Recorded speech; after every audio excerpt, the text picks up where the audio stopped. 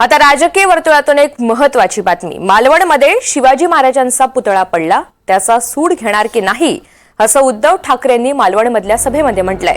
ज्या भ्रष्ट हातांनी शिवरायांचा पुतळा पडला त्या मिंधे आणि भाजपच्या उमेदवाराला एकही मत नको असं उद्धव ठाकरेंनी ठणकावून सांगितलंय।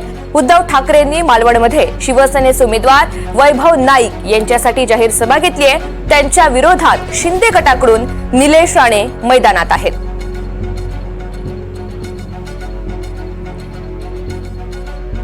छत्रपती शिवाजी महाराजांचा पुतळा, अरे याचा सूड आपण घेणार आहोत की नाही, का नुसतं छत्रपती शिवाजी महाराज की जय बोलणार? जर शिवाजी महाराजांचा पुतळा पडल्याचा सूड आपण घेणार नसो तर मग आपण छत्रपतींचा जय जयकार करण्याच्या लायकीचे नाही आहोत। जर आपण स्वतःला छत्रपतींचे मावळे समजत असू तर ज्या भ्रष्ट हाताने तो पुतळा उभारला, ज्या अशुभ हाताने तो पुतळा उभारला, तो पुतळा उभारण्यामध्ये सुद्धा ज्यांनी पैसा खाल्ला त्या भाजपाच्या आणि मिंद्याच्या उमेदवाराला एक सुद्धा मत या पवित्र कोकण भूमीमधनं पडता कामा नये। ही जबाबदारी तुमची आहे।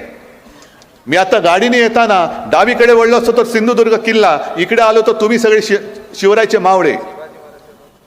अरे ज्या शिवाजी महाराजांनी आपल्या इथे येऊन स्वतःच्या देखरेखीखाली एक आपल्याला वैभव उभं करून दिलं सिंधुदुर्ग किल्ल्याच्या रूपाने, 400 वर्ष झाली, तेव्हाची आक्रमण तर वेगळीच होती, पण त्याच्यानंतर ऊन वारा पाऊस लाटांचे तडाखे, मग ती चक्रीवादळ असतील, तोक्ते असेल, निसर्ग असेल, अशी कित्येक वादळं ही गेल्या 400 वर्षात आपल्या जन्माच्या आधी येऊन गेली असतील तरी सुद्धा सिंधुदुर्ग ताठ मानेने उभा राहिला, कारण महाराजांच्या पवित्र स्पर्शाने तो पावन झालेला आहे। म्हणजेच याचा अर्थ महाराज इकडे आले असतील तेव्हा इथे सुद्धा कधीतरी त्यांचा वावर झाला असेल। तुम्ही भाग्यवान आहात की ज्या मातीला महाराजांचा स्पर्श झाला त्या मातीत तुमचा जन्म झाला आणि त्या मातीमध्ये तुम्ही राहता। तुम्ही भाग्यवान आहात, पुण्यवान आहात।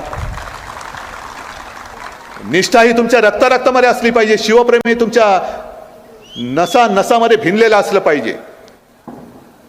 ते कोश्यारी सुद्धा होते, महाराजांचा अपमान केला, आपण मोर्चा काढला, पण मोदींनी हटवलं नाही त्यांना।